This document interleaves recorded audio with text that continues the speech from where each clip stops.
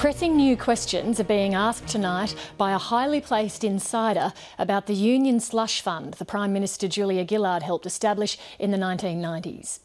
A former colleague and partner in the Prime Minister's old law firm has come forward with new claims and evidence about the long-running saga. In his first television interview, Nick Styant-Browne reveals his own concerns and the tensions within the law firm over Ms Gillard's role, and provides 7:30 with documents that he claims shed fresh light on the affair. Caro Meldrum-Hanna has our report. Back in the 1990s, Nick Styant-Browne was an equity partner with the Labor law firm Slater and Gordon in Melbourne. He made his name fighting high-profile cases like the campaign for compensation for Papua New Guinea villagers, for the environmental devastation caused by BHP's Oktedi mine. This decision upholds the political right of the Attorney-General to decide whether or not criminal contempt proceedings should be brought. But around the same time, Mr Styant-Browne became embroiled in tensions within the law firm, which then acted for the Australian Workers' Union. At the centre of it were these two men, union official Ralph Blewett and branch secretary Bruce Wilson. They were accused of being behind a fraud in which hundreds of thousands of dollars from developers were paid into a slush fund and then siphoned off. Julia Gillard was a lawyer with Slater and Gordon at the time and Mr Wilson's girlfriend. She helped set up the fund, but has categorically denied any wrongdoing. These are defamatory allegations and they are wrong. The saga was revived yesterday by the self-confessed fraudster Ralph Blewett. He returned to Australia after 8 years abroad, announcing he plans to tell all to the Victoria Police Fraud Squad tomorrow. I would say to anybody that has any knowledge of this, please come forward and clear the decks. Prompted by the renewed coverage of the issue, today Nick Styant-Browne, now a lawyer in Seattle, decided to give his first television interview to reveal what he knows about the slush fund saga. He's provided 7:30 with documents that he says shed new light on Julia Gillard's involvement in a key transaction associated with the fund, the purchase of this house in Kerr Street, Fitzroy. One document is a previously unseen excerpt from an interview between Ms Gillard and her superiors at Slater and Gordon, in which she told them she had first learned about the mortgage on the property in 1995. Another document is a Commonwealth Bank fax addressed to Ms Gillard, which refers to the mortgage details in 1993. Nick Styant-Browne says the documents raise important new questions. Nick Styant-Browne is now a lawyer based in the United States, and he joined me earlier. Nick Styant-Browne, why did you decide that you wanted to speak out about what you knew regarding Julia Gillard, Slater and Gordon and the AWU slush fund? In August of this year, it became clear to me that after all these years, this story was finally going to come out. And Slater and Gordon made a public statement that Ms Gillard had been cleared of any wrongdoing, had taken a very long sabbatical, had resigned from the firm, and a meeting room had been named after her. And that was, on any view, a stunningly incomplete account of the circumstances of her departure.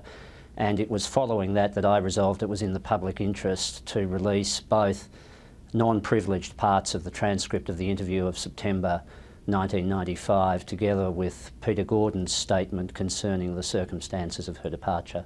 When did you first become aware of the existence of the slush fund? It was around August of 1995 when it was first brought to my attention. And how was that brought to your attention? I can't remember precisely. One or other of the partners came to me and told me what they knew at that time about the involvement of Ms Gillard in the incorporation of the Workplace Reform Association. What action did Slater and Gordon take to investigate the circumstances? Well, again, I was not the principal or one of the principal partners involved, but insofar as I was involved, there was an interview of Ms Gillard conducted on the 11th of September of 1995 where various matters were put to her concerning both her involvement in the incorporation of the association and her involvement in the acquisition of the Kerr Street property by Ralph Blewett. And it was following upon that interview that Ms Gillard took her long sabbatical and resigned several months later in May of 1996. Broadly, what did Ms Gillard say about her role in that interview? Well, it covered a number of areas, Lee, so it's difficult to give you one statement that summarises what she said. So far as the association was concerned, Ms Gillard claimed that she thought it was a slush fund for the re-election of a union ticket headed by Bruce Wilson, that she had no involvement in the setting up of any bank accounts associated with the association, and she had no involvement with the association otherwise, following upon the work she did in relation to its incorporation. In respect of the property transaction involving Kerr Street, she stated that she understood Mr Blewett was buying the property as an investment, that Mr Wilson would be a tenant, and she believed that Mr Blewett had the financial resources to fund the purchase together with a loan. What were your concerns about the fund and about Julia Gillard's involvement in its establishment? Ms Gillard stated in the interview that she did not open a file. This was not passing advice to a rank and file union member. This matter involved the incorporation of a legal entity, and it was most unusual that a file was not opened. Fees were waived in relation to the work that was done on the file. Then there was the question of her involvement in the purchase of the Kerr Street property, and the fact that she had understood that a tenant of the property was to be her then boyfriend, Mr Wilson, and that was a relationship which had never been disclosed to me. I did not find out about it until August of 1995.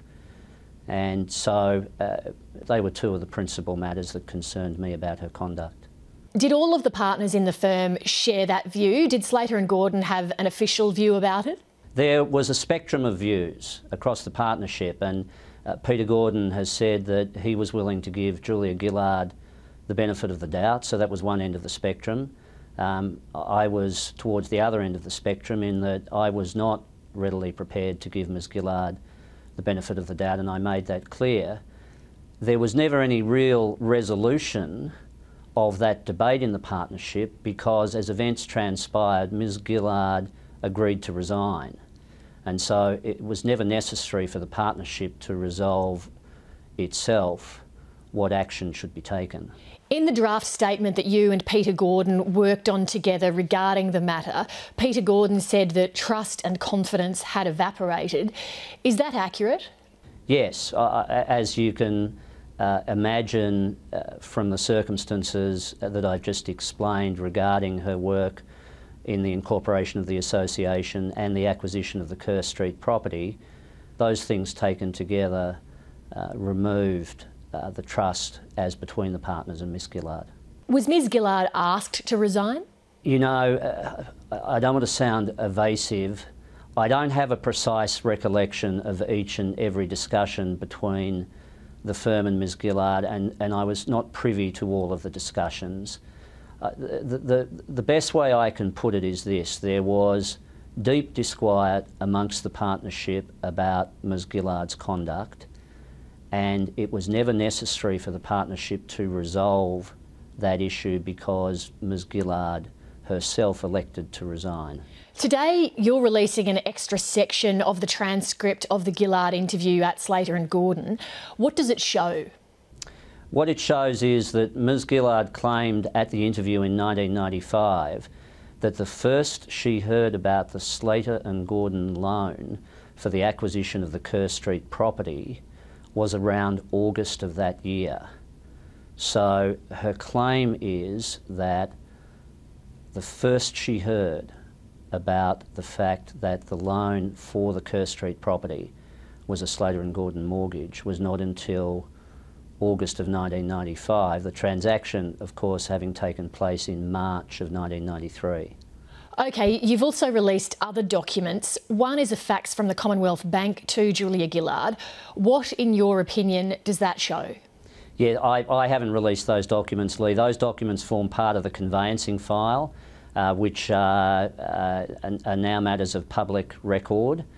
So they are from the conveyancing file, which Mr Blewett consented be released and made publicly available.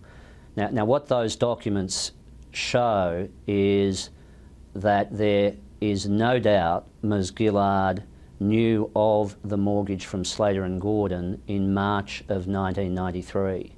And just to give you some examples, she personally arranged for the mortgage insurance for the Kerr Street property through the Commonwealth Bank, and a letter was faxed to her on March 22 of 1993 from the Commonwealth Bank, marked for her attention, noting that the insurance had been renewed and further advising that the Slater and Gordon mortgage interest was noted on the policy of insurance. What do you believe is the significance of the fax compared to the statements that Julia Gillard made in the interview? Well, it's a matter for others to make judgments about the credibility of Ms Gillard's statements. What I can say is this, that there is absolutely no doubt that Ms Gillard not only knew of the Slater and Gordon mortgage in March of 1993, but was specifically involved in taking steps to facilitate that mortgage. Now, that's a matter of documents. It's not a matter of assertion or hearsay. Now, you then have a situation where 2.5 years later, in September of 1995, Ms Gillard is asserting that the first she heard it was a Slater and Gordon mortgage was in August of 1995. Now, it's up to others to make the judgment about her credibility. Do you accept that there's no evidence of any wrongdoing on Julia Gillard's part? You know, I have tried to avoid making those sorts of judgments. My role is a limited one, and I've been assiduous in so limiting it to simply give what access I am able to an accurate account of the circumstances of Ms Gillard's departure in 1995 from Slater and Gordon. And I leave it up to others to make judgments about wrongdoing and relevance and so on. In August, Julia Gillard held a press conference and answered every question put to her. Do you believe that she's answered all relevant questions? Well, again, I'm not really sure that that's a judgment for me to make. I think that's best made by the public and by political commentators. Do you have any sort of personal grievance against Julia Gillard? No, not remotely. I have never spoken to her, to my recollection, since she left the firm and officially resigned from the firm in 1996. And prior to that, I never had the remotest personal issue with her. Nick Styant-Browne, thank you very much for talking to us. Thank you. This afternoon, 7:30 invited the Prime Minister to join the program tonight, but she had prior commitments. Her office sent a response to questions in writing. Prime Minister Gillard's spokesman says the file shows that Ralph Blewett was personally dealing with the Commonwealth Bank. Ms Gillard has no recollection of seeing the correspondence from the bank. Ms Gillard stands by her statements in the Slater and Gordon interview as her best recollection of events. Her spokesman says there's no contradiction in anything that we put to her office. She didn't personally arrange for the mortgage insurance for the Kerr Street property, and Julia Gillard's relationship with Bruce Wilson was not unknown within the firm. You can see the full response on our website.